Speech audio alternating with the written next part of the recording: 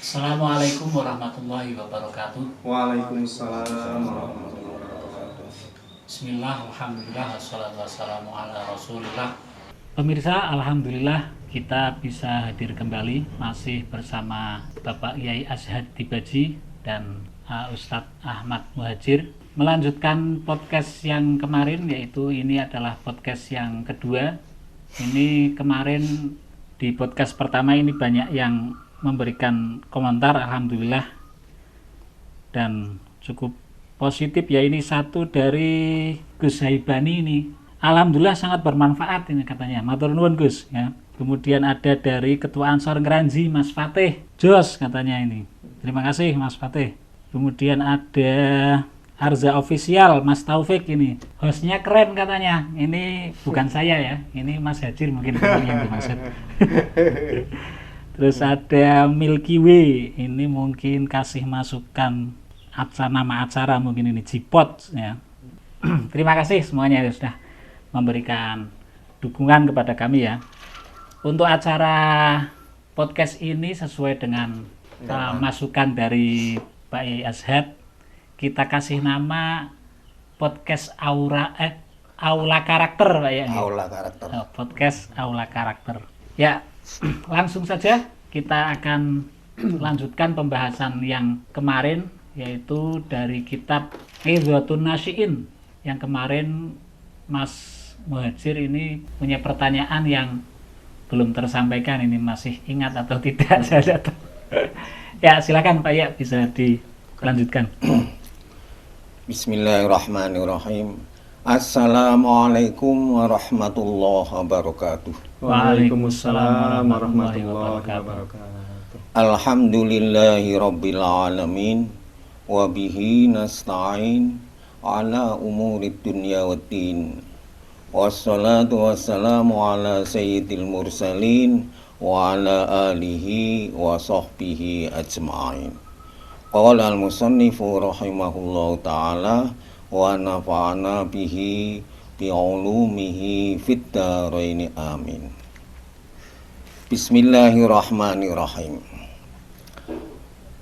Wa innal khalafa, dan sesungguhnya generasi sekarang, lam yata'akhir, yang tidak menyudahi, an hadhil martabah, dari martabat kedudukan yang unggul, walam yuqassir, dan tidak berupaya, antil kalhoyati, dari kesuksesan yang gemilang, illa ba'da antaqa asa anil amalin nafi, kecuali setelah kemunduran oleh generasi sekarang tentang amaliyah-amaliyah yang bermanfaat.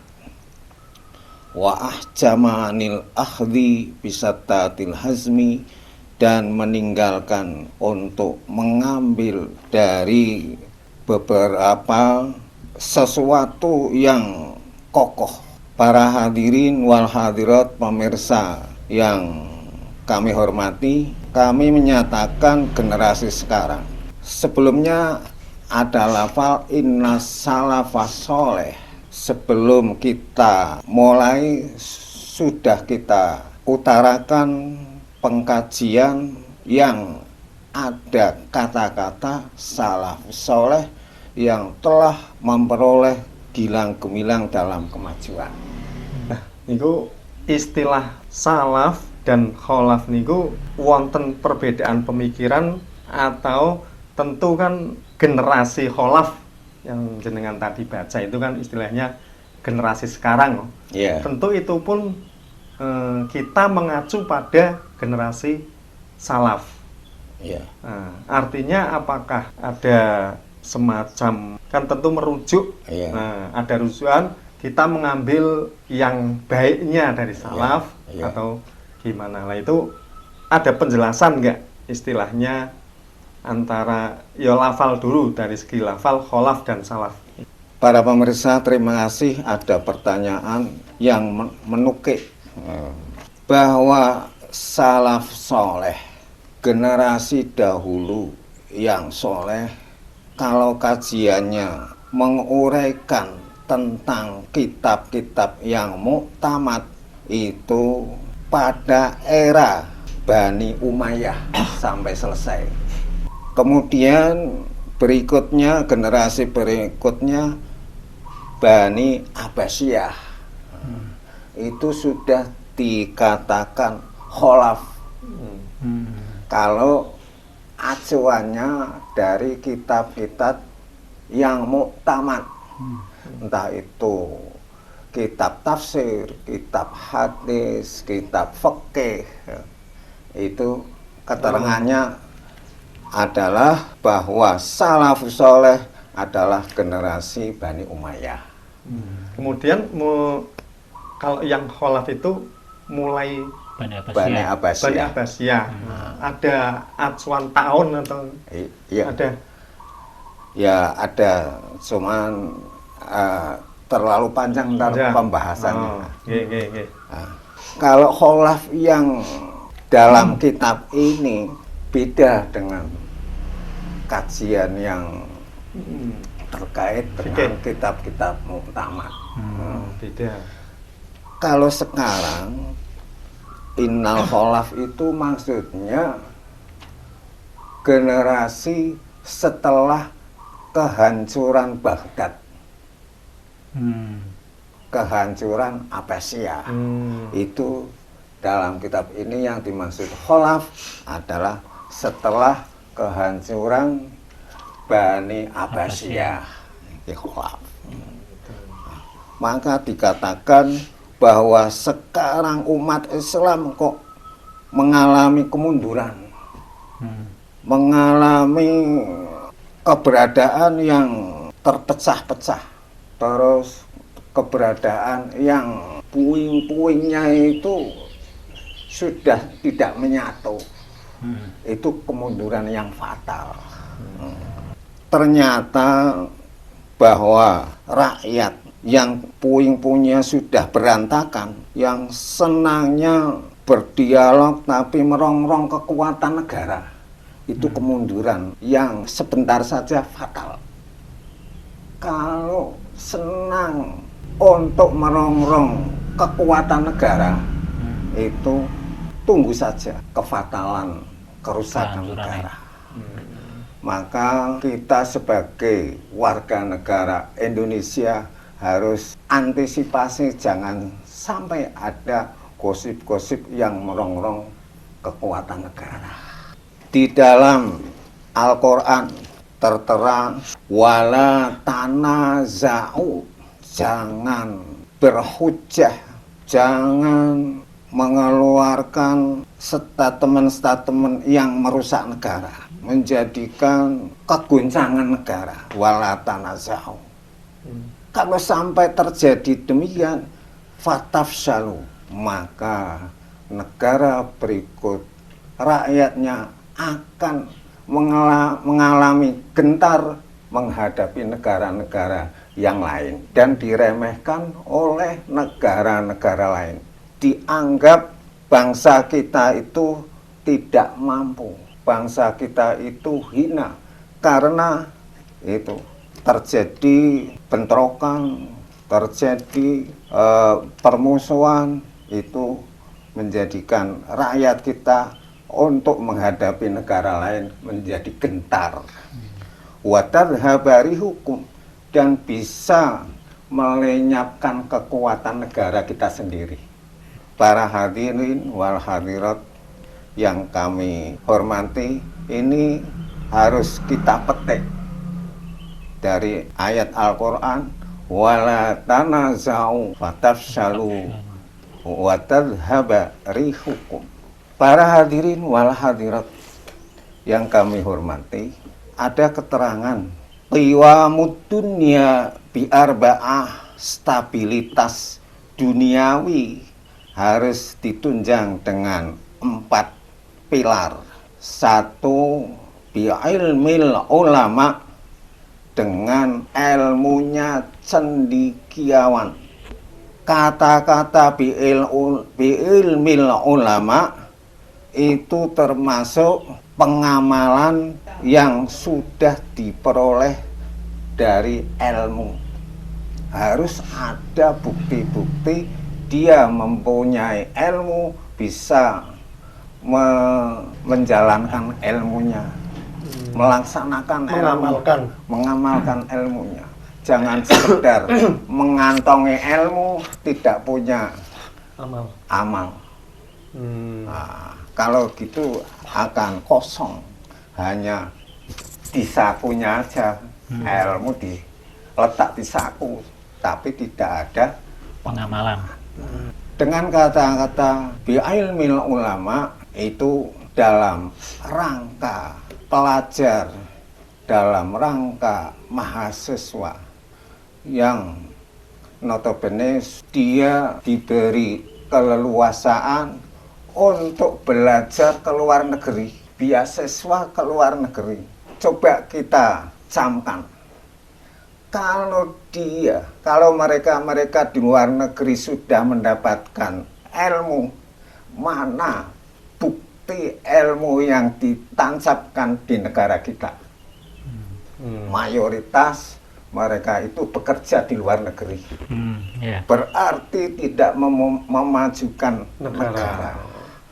Belum ada realisasi dari ilmu yang didapat. Iya. Belum ada kontribusi. Bahkan terbalik, menjadikan terkenalnya negara itu, bukan negara kita.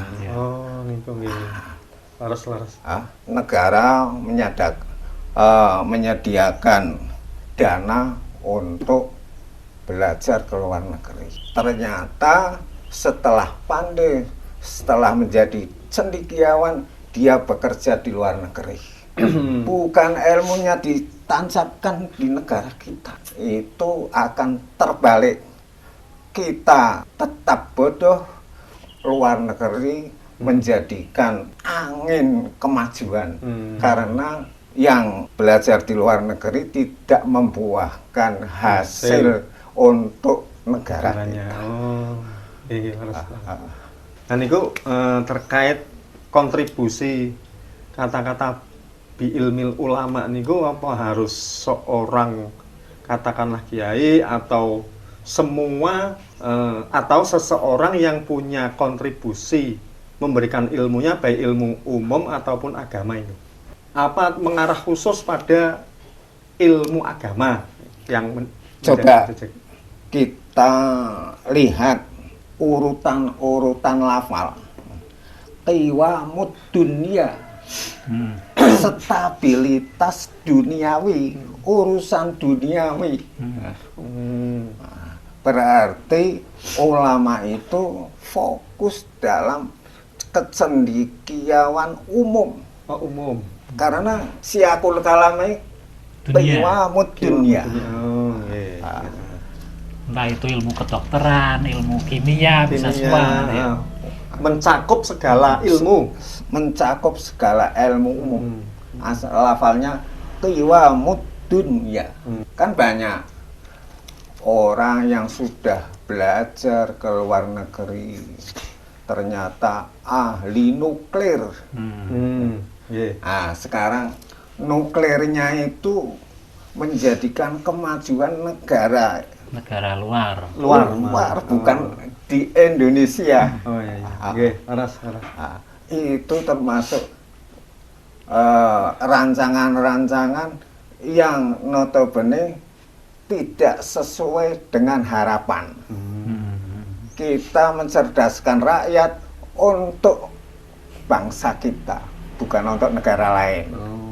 Lah anehnya orang tuanya yang anaknya sudah belajar ke luar negeri berbangga-bangga. Wah, ini gajiannya banyak. Itu keliru. Karena tidak meningkatkan kemajuan negara kita. Tidak memberi kontribusi pada negaranya. Iya. Yang kedua, stabilitas duniawi bi'adlil umaro, dengan keadilannya pemerintah apapun, dimanapun, bentuk negara apapun, kalau punya sifat adil, itu menjadi pilar stabilitas negara. Itu umaro itu pemimpin yang level sampai mana level disebut umaro nih, opo presiden atau gubernur atau bupati nih? Ya, Ada. ya itu dalam konteks jabatan Jabatan. yang disebut pemerintahan. Pemerintah. Ya. Iya. Ya mencakup yang di dalam pemerintahan. Bisa gubernur, bisa bupati, bisa yang lain-lain. lurah termasuk. Nah, ya. Makanya jangan heran ada negara non-muslim kok stabilitas negaranya aman terjamin. Padahal non-muslim. Non-muslim. Nah, itu karena pemerintahnya Adil. adil. Hmm. Adil itu tidak membiarkan kedoliman. Hmm. Termasuk tidak membiarkan kedoliman yang merusak negara. Itu harus ditumpas kedoliman itu. Oh, adil itu bisa mencakup itu. Bisa menjaga. Hmm. Yang ketiga, bisa khawatir agnia, dermawannya orang kaya. Nah ini banyak terbalik. Orang ingin dapat bantuan, itu selalu yang dikejar DPR. Padahal DPR itu belum tentu kaya. Ya. Belum tentu kaya, dikejar. Harus ini, harus ini. Alasannya saya sudah bantu, saya bantu. Padahal untuk pemilihan saja masih min terkadang. Dikejar untuk. Itu keliru. Bahwa masalah penataan yang butuh dana adalah dari orang-orang yang berduit. Bukan orang yang punya jabatan. Karena orang yang punya jabatan tugasnya lain lagi. Nah, sebagai pengayom rakyat atau masyarakat. Terus tugasnya bersifat adil. Harus bisa mencegah kerusakan-kerusakan yang di dalam negeri. Yang keempat, bidu'a il fuqara. Bahwa popel, rakyat selalu semua harus berjuang walaupun dia berstatus tidak punya apa-apa. Fuqara. Fakir miskin. Nah, berjuangnya pakai apa? Mendoakan bahwa negara kita supaya maju, supaya makmur. Bukan mendoakan pribadi-pribadi dalam kampung, bukan. Bidu'a il fuqara, mendoakan supaya negara itu jalan keadilan, ya bisa berjalan. Itu tugas dari fuqara. Jadi tidak ada yang kelewatan. Semua dapat bagian. Itu secara ideal berarti dapat peran semua masing-masing. elemen masyarakat punya kontribusi untuk menegakkan stabilitas. Iya. Cuman kadang yang terjadi kan kalau fuqara atau katakan orang yang nggak punya biasanya ya nggak sampai doa, kadang merasa terdolimi akhirnya bidemo. Itu yang terjadi kan itu. Iya. Kelawan demo biasanya. Iya. Makanya orang-orang yang tidak punya harus bersabar dalam menghadapi keberadaan dirinya dan harus bersabar untuk mendoakan kestabilitas negara. Nah, itu kembali tadi kan ada salah satu dari 4 itu kan bisa khawatir agnia. Ya. Itu mana agnia itu makna orang kaya di satu tempat atau siapa agnia? Itu alnya itu lil istighraq.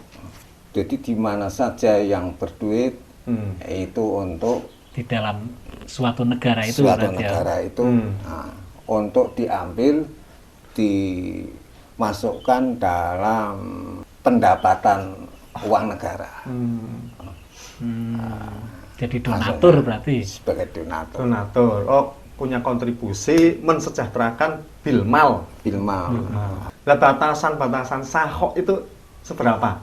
Batasan-batasan sahok itu yang punya kemampuan sudah menengah ke atas. Menengah ke atas. Bukan masih miskin prasejahtera, sahok, bukan. Kalau begitu masih keliru. Duit mumungan weke, keliru. Kan saya sering kan gitu. Yang penting sedekah. Ya betul, sedekah dianjurkan, tapi bagi siapa? Penyalurannya kepada siapa? Itu ada aturan-aturan tersendiri. Ini penyalurannya kepada negara berarti Pak ya? Ya. Berarti bisa lewat pajak-pajak itu? Bisa. Oh, termasuk membayar disiplin membayar pajak itu bisa dikategorikan agnia. Iya. Termasuk orang yang saho mau mengeluarkan itunya. Bukan zakat. Tapi termasuk bisa khawatir agnia menunaikan melunasi pajak. Berarti artinya bukan, kalau selama ini kan yang kita pahami kan kedermawanan agnia itu kan ya cangsung karo tanggane ngono. Ini ternyata termasuk juga dengan taat pajak itu ya. Iya, termasuk. Ya tetap tetangga harus diperhatikan. Family harus diperhatikan. Oleh siapa? Oleh orang yang berduit. Termasuk dia harus melunasi di dalam wajib-wajib pajak. Itu bisa khawatir agnia. Maka dengan bisa khawatir agnia oleh perpajakan harus legowo. Biasanya kalau ada pajak ya kucing-kucingan lah. Karena itu untuk dana untuk negara, untuk penguatan negara. Untuk penguatan negara. Negara kalau nggak pakai pajak pakai apa? Ya masih ada kekayaan alam. Cuman kan kalau tidak ditunjang pajak untuk menggaji tidak akan cukup. Para hadirin pemirsa yang saya hormati, ini hanya sebatas stabilitas qiwamud dunia, stabilitas duniawi, termasuk stabilitas negara, bukan kemajuan negara. Itu belum kemajuan. Masih untuk stabilitas saja. Hanya sebatas stabilitas. Kalau stabilitasnya tidak standar, oleng, akan menjadi negara yang terbelakang. Karena stabilitas saja tidak sampai standar. Sebetulnya kalimat qiwamud dunia itu ya artinya dari 4 komponen pilar itu bisa dimaknai sempit, masyarakat sempit atau negara bisa. Nah, tadi saya uraikan ayat wala tanaza'u fatafshalu wa tadhhaba rihukum. Untuk meraih negara yang kuat diharuskan tidak ada permusuhan. Tidak ada yang cekcok, tidak ada yang demo, tidak ada yang bikin huru hara, tidak ada teror. Itu akan memunculkan negara yang kuat. Tapi kan kadang rakyat merasa, kadang pemimpin negara ini merasa belum adil. Nah itu apakah kritikan itu masuk dalam statement ayat tadi? Atau gimana itu? Boleh enggak lah gampangannya mengkritik pemerintahan? Tentunya kan tetap ada batasan, jangan sampai merongrong kekuatan. Hanya sebatas kritik. Tapi jangan sampai menjadikan sifat merongrong negara. Menjatuhkan kredibilitas pemerintah. Iya. Coba kita susul dengan ayat yang lain. Nabi Musa harus berhadapan Raja Fir'aun. Lafale kaulan layinan.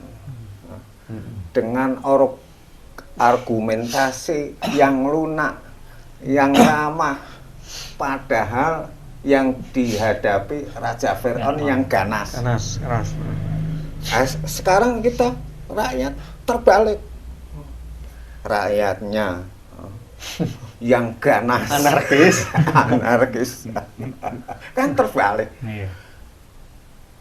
Itu terbalik di dalam konteks ayat Al-Quran. Ayat Al-Quran, Nabi Musa menghadapi Raja Fir'aun yang sewenang-wenang, zalim, tapi harus argumentasi kaulan layinan. Para hadirin wal hadirat, pemirsa yang saya hormati, kemudian ada ayat lagi, baldatun thayyibatun wa rabbun ghafur, negara yang baik dan Tuhan Allah yang Maha Pengampun. Ini menunjukkan bahwa negara itu negara yang makmur. Nah, jadi sifat-sifat negara ada sifat yang makmur, thayyibah. Tapi bukan sudah meningkat ke negara kemajuan, belum. Hanya makmur, negara yang punya kemakmuran, bukan negara yang maju. Bukan negara maju. Negara maju syaratnya wala tanazau. Ini beda. Untuk menciptakan baldatun thayyibatun ini bisa nggak? Misalkan artinya termasuk tadi kiwamudunnya itu termasuk elemen yang hanya kan itu kan elemen. Elemen itu kan pondasi. Belum bangunannya.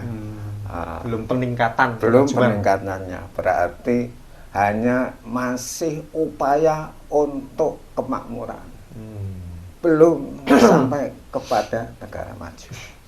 Jadi orientasi ini peningkatan kemajuan. Para hadirin wal hadirat, pemirsa yang saya hormati, saya teruskan, innal umama kullaha, sesungguhnya umat semuanya qad nahadat, sungguh bangkit, wa balaghat mim mukhtalafil muna, dan sampai kepada bermacam-macam kesuksesan, ma balaghat ba'da angkanat habaan mangthuro, padahal sebelumnya itu keberadaannya habaan mangthuro. Masya Allah, watim toron mahkuro.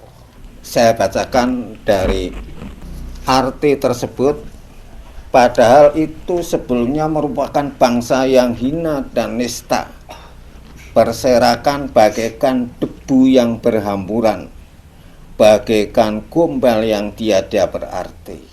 Wa nahnu lam nazal fi subatin amin. Kenapa kita bangsa Indonesia masih banyak yang tidur nyenyak? Terlena.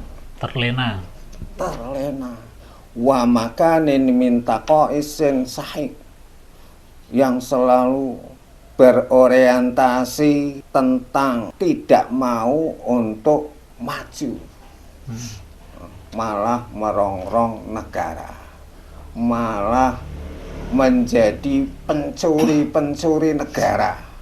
Itu adalah pangkal dari kemunduran. Masa bangsanya sendiri sebagai pencurinya, itu secara fikih insya Allah termasuk buhot, pencuri negara itu buhot. Padahal waqad kunna as-sabiqinal awwalin wal hadinal mahdiin. Kita umat Islam dulunya megah, punya kejayaan emas dan punya orientasi penunjuk umat. Penunjuk umat sebagai landasan Al-Quran dan hadis. Sekarang sudah punah. Kita harus bangkit lagi. Oleh karena itu kita paparkan darul mafasid muqaddamun min jalbil masoleh. Meninggalkan kerusakan harus didahulukan daripada mengambil kemaslahatan. Berarti antara kemaslahatan kerusakan ini yang didahulukan yang mana? Yang didahulukan adalah kerusakan itu harus lenyap. Muqaddamun darul mafasid muqaddamun. Kerusakan harus dicegah dulu.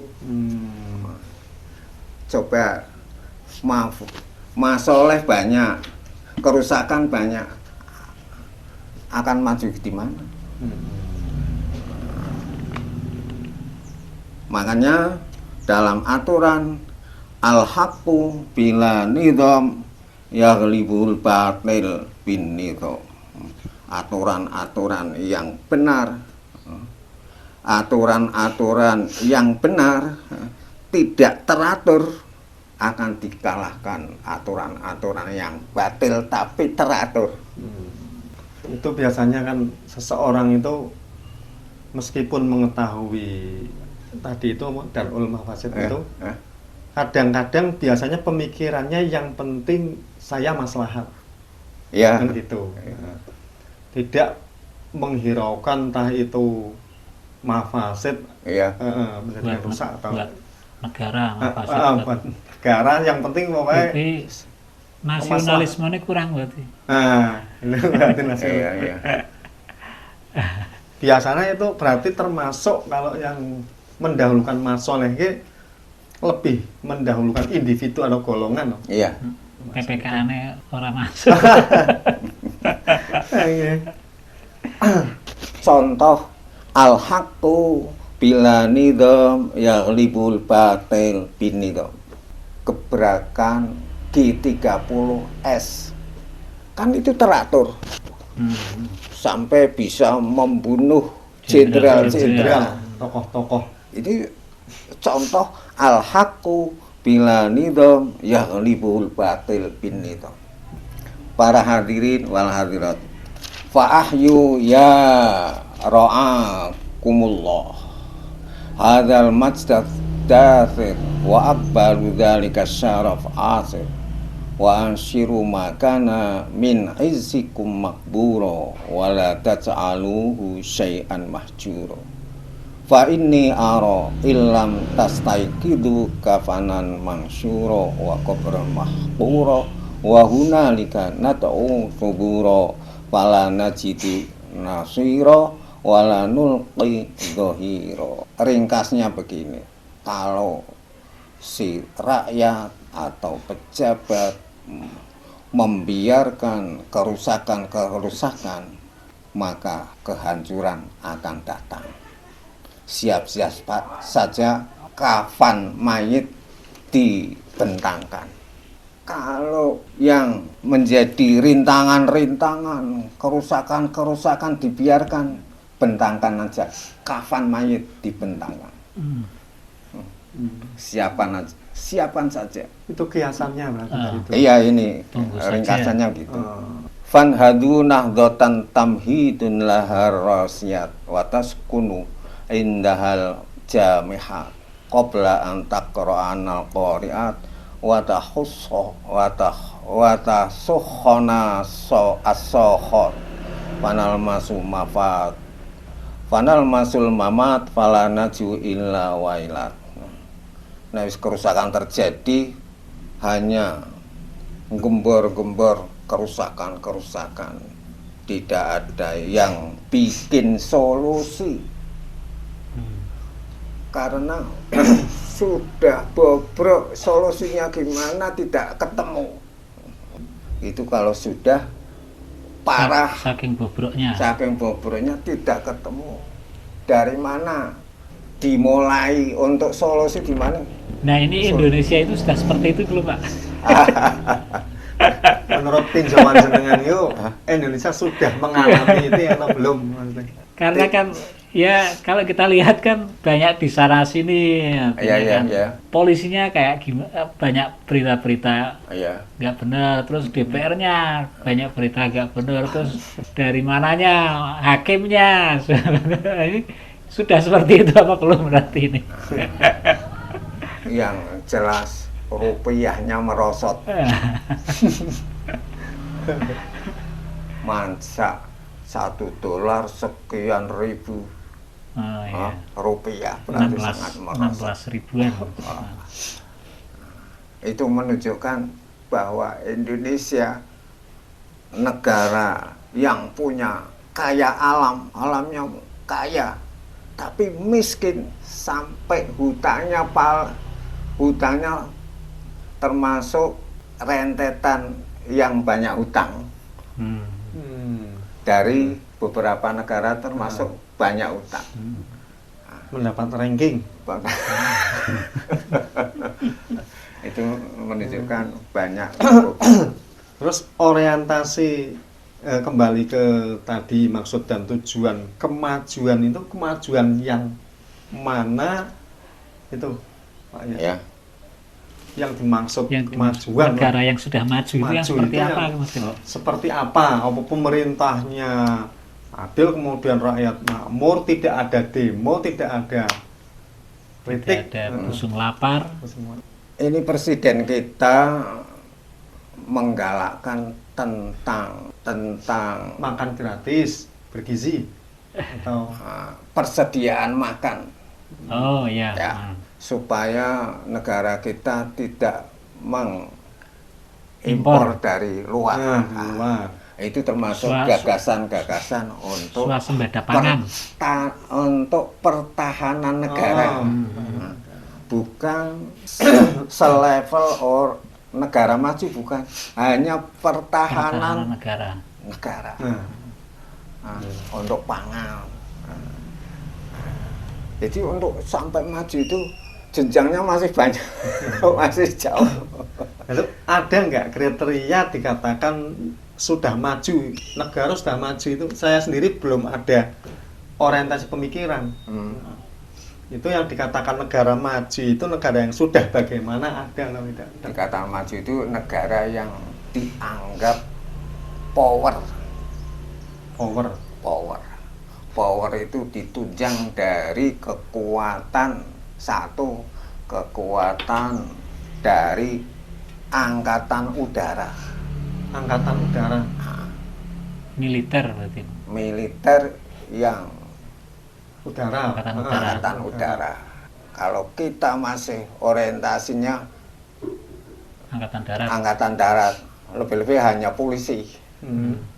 Itu menunjukkan itu negara yang maju. Ini berarti tolak ukur untuk zaman sekarang. Iya.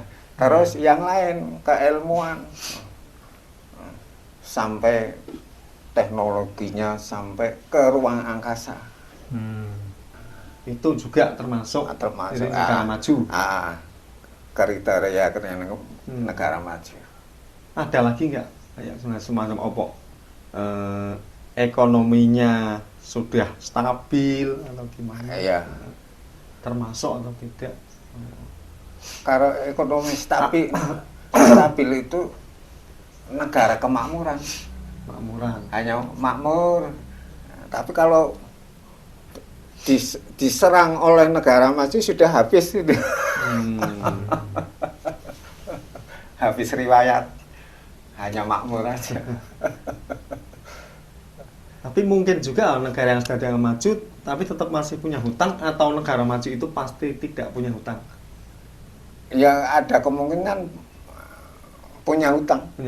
Karena biaya untuk perang itu sangat besar dibanding yang lain. Berarti militer kuat sama teknologi juga kuat. Termasuk negara maju itu negara yang SDM-nya tinggi, SDM-nya melekat di dalam sifat kebangsaan. Dimanapun, di negara manapun melekat sifat kebangsaan, tidak lupa dengan bangsanya sendiri. Jiwa nasionalisme maksudnya? Jiwa nasionalnya sama sedikit tinggi.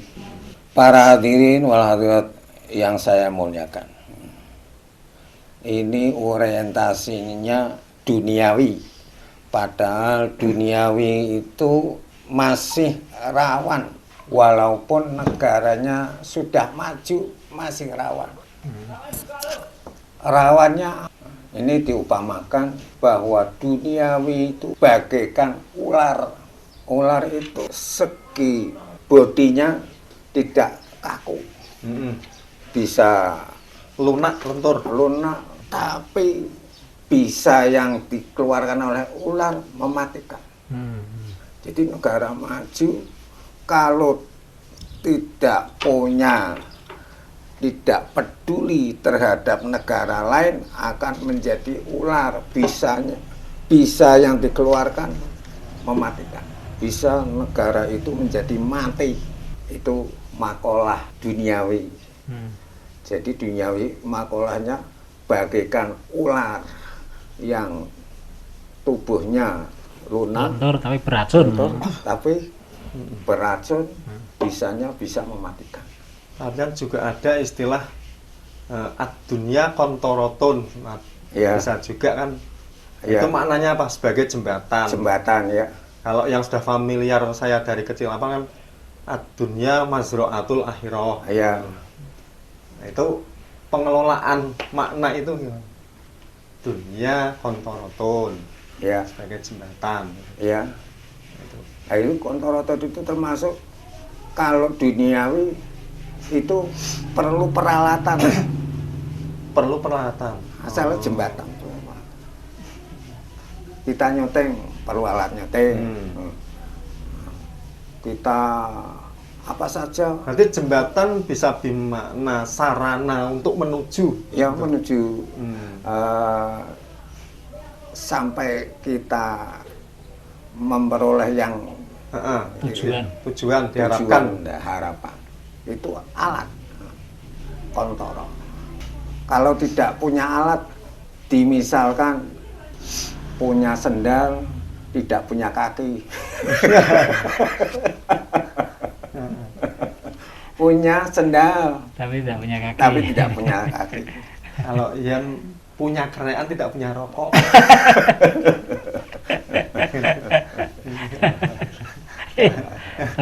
Sakit. Rokok pasif. Jadi alat itu ternyata perlu. Lebih baik punya kaki tidak punya sendal daripada punya sendal tidak punya kaki. Ya, ulasan yang saya sampaikan semoga bermanfaat terhadap masyarakat, manfaat untuk negara, manfaat untuk semua lapisan. Semoga menjadi sukses yang menjadi idaman kita. Bismillahirrahmanirrahim. Alhamdulillahirabbil alamin. Ya Rabbana lakal hamdu kama yanbaghi lijallalika wa 'azimi sultanik. Allahumma shalli ala sayyidina Muhammadin wa ala ali sayyidina Muhammadin. Amin. Allahumma inna nas'aluka ridhoka wal jannah wa na'udzubika min sakhatika wan nar. Allahumma inna nas'aluka fahman nabiyyin hifdzal mursalin ilhaman malaikatil muqarrabin. Allahumma iftah alaina hikmataka wa anshur alaina rahmatak wa dzakirna ma nasina ya dzal jalali wal ikram. Rabbana atina fid dunya hasanah fil akhirati hasanah wa qina adzabannar. Sallallahu ala sayyidina Muhammadin wa ala alihi wasallam. Walhamdulillahirabbil alamin. Selanjutnya pasalnya sabar. As-sabru. episode selanjutnya sabar. Iya. Sangat menarik. Nanti pemirsa bisa menantikan. Demikian pemirsa obrolan kita pada kesempatan kali ini. Silakan bagi yang ingin bertanya sesuatu bisa ditulis di kolom komentar, dan insya Allah nanti kalau tidak lupa ya kita bahas bersama. Sekian saja. Wallahul muwaffiq wa aqwamit thoriq. Assalamualaikum warahmatullahi wabarakatuh. Waalaikumsalam warahmatullahi wabarakatuh.